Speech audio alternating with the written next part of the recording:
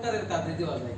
এই স্কুলটা যদি সরকারিকরণ করা হয় তাহলে তো একটা স্ট্রিক্টলি একটা গভর্নমেন্ট রুলসের ভিতরে চলে আসে।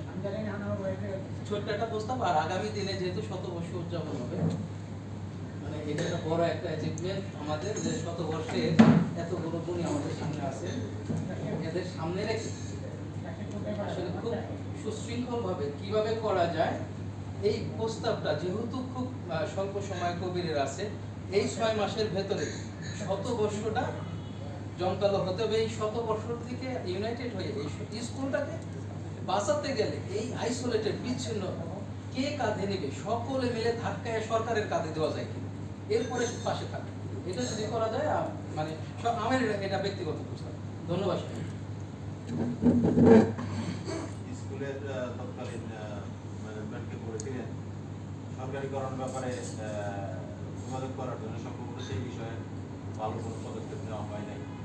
তখন হয়তো চেষ্টা করতে হবে খুব সহজেই এই জিনিসটা করা যেত বলে আমি মনে করি। যাই হোক, এটা আমার মানে ব্যক্তিগত জানানো বললাম। এরপরে আমি সংক্ষিপ্ত কিছু বলার জন্যে মোহাম্মদ শফিউল আজম সংক্ষিপ্ত কিছু বলার জন্য।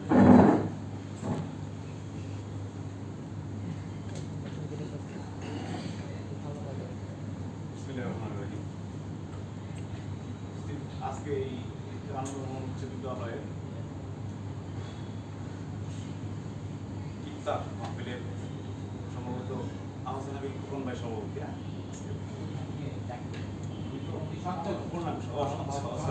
সঞ্চালক আহসান হাবিব খোকন ভাই আছেন আনন্দমোহন উচ্চ বিদ্যালয়ের সাবেক ছাত্র পরিষদের সম্মানিত সভাপতি জাকির হোসেন জাকির ভাই।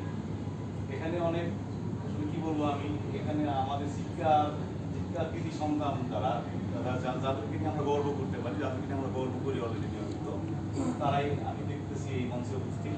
তার মধ্যে উল্লেখযোগ্য আছেন আমাদের খুবই স্বনামধন্য ডাক্তার, সারা বাংলাদেশ না শুধু আন্তর্জাতিক মানের একজন ডাক্তার আছে, ডাক্তার আব্দুল কাদের খান আছে, একজন বড় ধরনের ব্যাংকার আমাদের সালার কৃতি সন্তান আব্দুল গফুর ভূঁইয়া সাহেব আছে, সচিব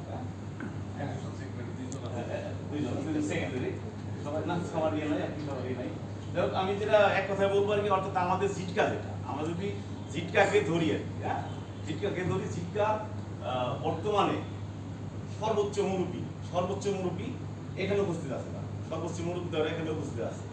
আর আছে সামনে আছে জিটকা আনন্দমোহন উচ্চ বিদ্যালয়ের সাবেক ছাত্র নেতৃবৃন্দ ভাইরা, সবাইকে আমি আমার পক্ষ থেকে সালাম এবং শুভেচ্ছা জানাচ্ছি, এবং বাংলাদেশ জাতীয়তাবাদী দল হরিরামপুর থানা বিএনপির পক্ষ থেকেও আমি সবাইকে শুভেচ্ছা জানাচ্ছি।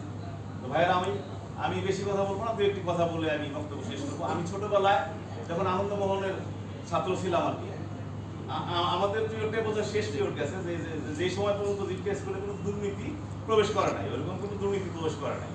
আমরা বেরিয়ে আসার পরের থেকে একের পর এক দুর্নীতি প্রবেশ করেছে, বিশেষ করে আনন্দমোহন উচ্চ বিদ্যালয় পরিচালনা পরিষদ যে করে গেছে, তারা অত্যন্ত অদক্ষ এবং অযোগ্য লোকরা গেছে, যারা ম্যাট্রিকই পাস করে নাই, তারা স্কুলের জিবি বোর্ডের সভাপতি হয়েছে। তো তার পক্ষে তো আর স্কুল চালানো সম্ভব না।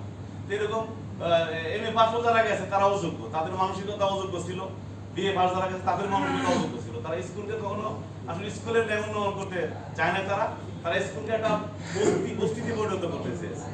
আমি বলবো আজকে যে আমাদের আনন্দমোহনের যে সম্পদ আছে প্রতিষ্ঠাকালীন যেটি দিয়ে গেছেন আর কি, ওই সম্পদটা বিভিন্নভাবে তার অপব্যবহার করা হয়েছে। এটা হলো আপনারা জানেন, স্কুলের পাশে যে জায়গাটা মার্কেট করা হয়েছে, মার্কেট, হ্যাঁ স্কুল তো আসলে মার্কেটের দরকার না। স্কুলে আমি মনে করি বাংলাদেশের কোনো স্কুলে, সারা পৃথিবীর কোনো স্কুলেরই কোনো মার্কেটের দরকার নেই, মার্কেটের ইনকাম দিয়ে স্কুল চলবে এই ধরনের কোনো স্কুল মনে হয় নাই বাংলাদেশে। কিন্তু আমাদের আনন্দমোহন উচ্চ বিদ্যালয়ের মার্কেটে পরিণত করছে। আমি বলবো এখানে যারা মুরব্বী আছেন, আপনারা শেষ ব্যাচের মুরব্বী সম্পদ, আপনারা চলে গেলে আমরা এরকম মুরব্বী আর পাবো না জীবনে, তারপরে আমাদের সিরিয়াল আসবে, আমরা ওইরকম জ্ঞানী গুণী মুরব্বী হইতে পারবো না আপনাদের মতো।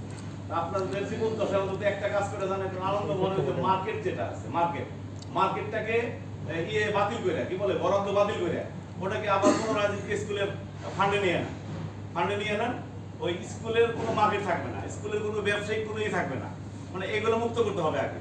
আর এখন সবচেয়ে সুখবর হলো আমাদের আনন্দমোহন উচ্চ বিদ্যালয়ে 6 মাসের জন্য, না 6 মাস না, 6 মাসের জন্য খুবই তরুণ, খুবই মেধাবী একজন রাজনীতিবিদ, আইনজীবী, খুব সিনিয়র আইনজীবী অ্যাডভোকেট হুমায়ুন কবির সাহেব 6 মাসের জন্য দায়িত্ব নিচ্ছে।